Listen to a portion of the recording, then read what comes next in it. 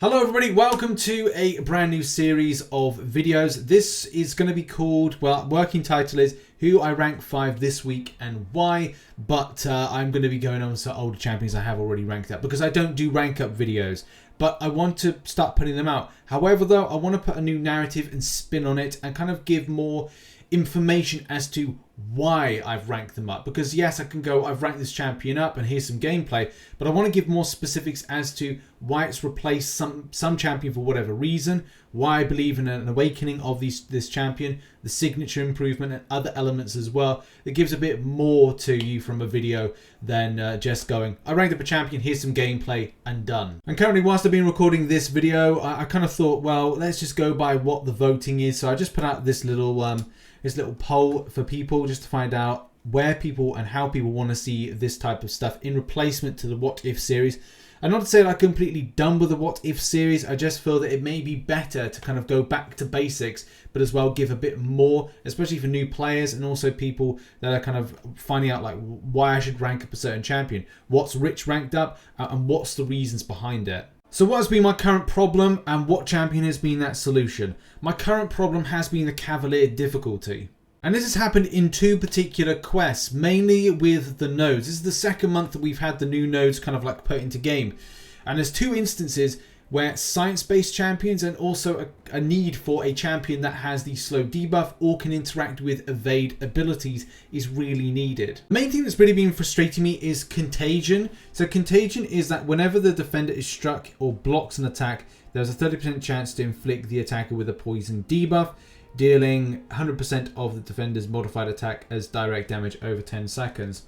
It's actually more annoying than you think. For me, that is. Yes, there are interactions. Yes, if you've got poison immune champions, it is better. But as well, kind of building up the damage that you require, especially like concentrating too much about kind of doing the elements of shrugging it off, which is the academic constitution. The more that you concentrate on the fight, the less you concentrate on shrugging off the poison. And the more that the fight goes on in the time frame, it feels like I'm kind of getting more poison damage. So I needed to kind of get a champion that is poison immune, but also a science-based champion. And this actually goes hand in hand with me personally with Mixed Master. I'm not a massive fan of Mixed Master. Most of the time I just use Falcon, but it's not like the main champion. If I got Black Widow Deadly Origin, which is two other champions, and I'll be doing separate videos on them very, very soon, it's just a case of like always having a third champion that's always kind of helpful for this. And usually what I do is I bring two boss counters into each Cavalier, just so that it kind of means that if things go wrong, I have got backup.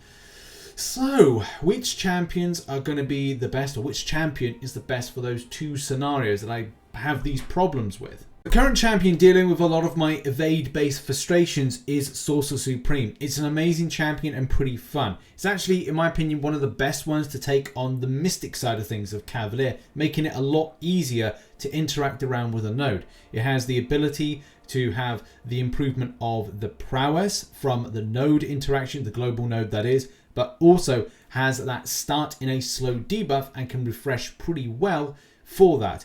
However though, it is not the best option that I have at the moment for the point of just easy rotation around the slow debuff. Not to say this is particularly bad and the length of time is actually pretty good. I just find that this other alternative has actually been an incredibly solid option for a lot of Cavalier and a lot of content as well. Dun, dun, dun, it is indeed She-Hulk. She-Hulk has been an amazing addition to my rotation of Cavalier champions or Cavalier difficulty grind champions.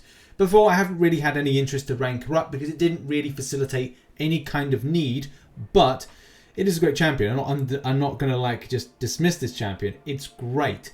I do feel that when I'm playing this, I do need to have some of the synergies. If you do not do the last quest, the science one, which kind of, if you are shrugging off poison effects or kind of like you're becoming immune to it, you're finding you're building up your passive furies extensively. And the great thing about it is you're keeping them on in more of a sort of permanent light. So it means that your ramp up is more efficient, and it doesn't mean that you're relying too much on having the Daredevil synergy in order to increase the duration of personal fury passive effects, and also with the potency with having one of the various type of Hulks. And maybe it's a case down the line I will rank up one of the Hulks, but that's a story for another video. Right, now we're just going to do a little bit of live play just to kind of like showcase why I'm enjoying this champion. So against the node, as we said, we've got the Academic Constitution. We've also got She-Hulk being a Poison Immune champion. And we're going to see some Fury, passive Fury build-up, which is going to be really nice. Which hopefully, as soon as we start hitting in, you can see the top left-hand corner. It's the... I can't remember like what Caban referred to that as, but it's a Fury passive effect rather than a Fury passive. Either way, look at that. Straight build up to 10 is just magic, man. We're just up 10 now. I'm going to rock him with an SP2, see the damage we get. No crit, but that's fine. It just kind of like showcases the damage with damage extent that we can do right about there. Also, I think it means that those are permanent Furies. That's what it is, not what I'm talking about. They're classed as permanent effects. So it just means that it is what it is. And it hopefully with SP2 big, hey, 48k. Oh, do you know what? This is why I have ranked up this champion. And it's even great this month because there's interactions where having a slow debuff against anything that might come up like a Spider-Man or something just means it's completely ideal. And that's nice. Could I have done it in less hits? Of course. And something to point out as well, if I was looking to change to Suicide Masteries, which mean that there would be a punishment so to speak, for having a poison, a champion that can be poisoned, this champion will rule it out. Because it's poison immune, it means that the extra ramp up on Liquid Courage, I want to say, it means that it kind of cancels it out to a degree. So you're able to kind of get to the top end of your damage output, which means that this champion is very suicide friendly.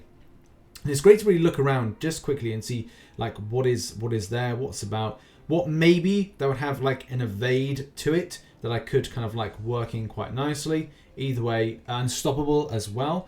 There's going to be chances and times when, you know, a Juggernaut would be a perfect opponent to go up against, especially having the class advantage. Getting that unstoppable suppressed by slow debuff, which is really easy. Parry heavy or just like try and time in your heavies. I personally like to be better safe than sorry, so trying to do a parry heavy is more of value for me to do in that confine. But this is one of the key reasons I have ranked this champion up. Now onto the awakened ability side of things, and I do believe this champion should be awakened if, and this is the big thing, if you plan to use it in the same way of interaction you would do with Captain America Infinity War. The reason being, they're not too dissimilar with the way they function. I'm sure people will strongly disagree with that one. But the way that you will take this champion to interact with the likes of different types of content. I mean, you look here, the various different champion interactions that it has against science champions. It's each hit, it landed to chance to purify debuff. As well with Mystic, it is attack rating and the cause the opponent to do less power. Cosmic's attack rating increase for buffs the opponent has. And then Tech, opponents suffer from armor up effects duration reduction. And as well, we've got mutants suffering from ability accuracy during special attacks. So there's kind of like all these cool interactions which either add as a benefit for She-Hulk or suppress the enemy. Similar, not exactly, but similar to the way that Captain America Infinity War functions with having certain champions on his team that then give him that improved leadership to either do things like armor break, the purification, the petrify. It's all there and it's all very helpful. But I do think that if you plan to use this champion as more of a lead-based champion, as well as Metal Sonic Dude does some fantastic videos on this champion, that it would be better to get the awakened ability first and then start investing signature stones if you are, as I said, using this as a lead champion in a lot of content you do. Also, for those interested in doing Variant 1, let's face it, nowadays there's very little amount of people that are looking for options to do Variant 1. But interacting with Buffet and the Buffet node, if you are looking to take off the Dexterity Mastery, you can find yourself interacting quite nicely with anything that has Buffet, because you're not going to carry a buff. A passive Fury is not a buff, so therefore you're able to have something of an option, especially if you're going up against different content. And also if you're looking to do stuff like from very early on acts, where Buffet is more of a prevalent node, then do look to then replace out your Dexterity and then use champions that have a passive effect. Even better that this champion has Petrify which can deal with the regeneration effects and as well power gaining effects. So I like having something that has those additional options. Here's the thing, I don't plan to use She-Hulk solely in Cavalier difficulty. There will be times where I'll look at certain paths and where I've assigned certain champions for the likes of my Act 6.3 exploration, and the same thing with dealing with some of the paths in Act 6.2.5 and potentially going against the champion, which I still need to do 100% of 6.2.6. There is definitely some further usage for this champion, so I'm not going to say like it's just here and that's how I'm doing it. But definitely rotation around monthly usage is really cool. So I'm glad I added She-Hulk in, and as well to kind of fill and as kind of replace Sorcerer Supreme in that slow debuff champion variety. Because I do have a Red Guardian, yep, but I don't like the fact that I have to go to an SP1 to do that slow debuff, because he was my first slow debuff champion. My second one is Sorcerer Supreme, and as I said, having that variety now of more of a solid science, no disrespect to Red Guardian, but having that solid science champion option to deal with that monthly Cavalier content was ideal. So I'm so glad that I have ranked 5 She-Hulk and plan to use her a lot more, and that's what I've ranked up this week and what I've been using it against. And hopefully you've enjoyed the first video in this series. I've got a lot more of champions to do in this series, champions I've ranked up for reasons, and as well it's kind of like there's been some, well, I don't know, stuff that might ruffle people's jimmies, like the reason for me and why I strongly believe Awakening Warlock is a good idea. But that's saved for another video. I will talk about that another time. But thanks very much for watching this one. Check out some other content located there. Have a lovely Sunday, whatever you're doing. Make sure to tune into the podcast later on today, and I'll see you very soon. Bye-bye.